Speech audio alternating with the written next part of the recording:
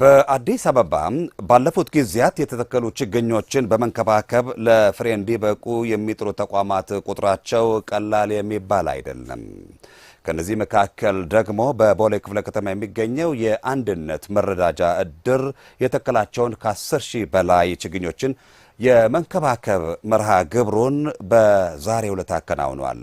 የማህበሩ ሊቀመንበር ዋና ሳጅን ጀዋር ሙሜ በቦሌ ክፍለ ከተማ በ2015 ዓመተ ምህረት የችግኝ ተከላ መርሃ ግብር ከ10,000 በላይ ችግኞችን መትከላቸውን ገልጸው የተተከሉ ችግኞችን የመንከባከብ ስራ መስራታቸውን ተናግረዋል።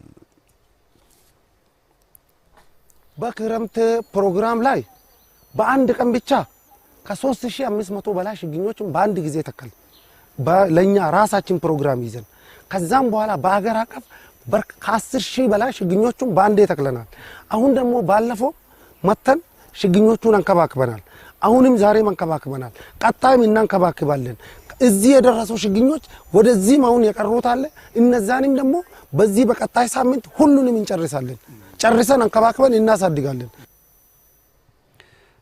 ችግኞችን ከመትከል ባለፈ የተተከሉ ችግኞችን በመንከባከብ ለመጪው ትውልድ ማስተላለፍ እንደሚገባም የተናገሩት የማህበሩ አባላት በቀጣይም ችግኞችን የመንከባከብ ተግባር አጠናክረው እንደሚቀጥሉ ነው የገለጹት። ችግኝ ለሚመጣ ትውልድ አስፈላጊ ነው። ለሚመጣ ትውልድ አሁን እነዚህ የሚታዩት ትናንሽ ልጆች የነገ አገር ተረካቢ ናቸው። ስለዚህ ይሄ ችግኝ ለሚመጣ ትውልድ ጠቃሚ በሆኑን ስላየን ለዚህ ነው ይሄን ችግኝ ወደፊትም ዛሬ ብቻ ሳይሆን ወደፊትም በየሳምንት እየተመላለስ ማጠጣት እንዳለብን ገንዘባለው ማለት ነው። ለምን ችግኝ ማለት ለልጅ ልጆቻችን የሚጠቅሙ ነገሮች ስለሆኑ በራሳችን ተነሳሽነት ለማጠጣት ዝግጁ ሆነን ተነስተን መጣ። በቀጣይም ያው ለልጄን በማስተማር ችግኝ ማለት ልጅ ማለት ነው። ለምን እነዚህ ደግሞ ለትውልዱ በጣም አስፈላጊ ስለሆነ በቃ ለማጠጣት ዝግጁ ነው።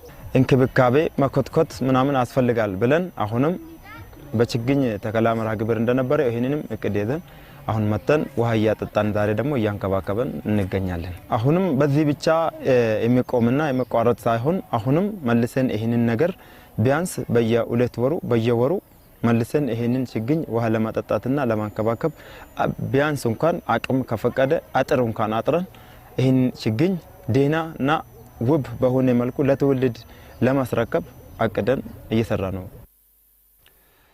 የአንድነት መረዳጃ እድር ከተቋቋመ 2 ዓመታት የተቆጠሩ ሲሆን በተለያዩ የልማት ስራዎች ላይ እየተሳተፈ ይገኛል።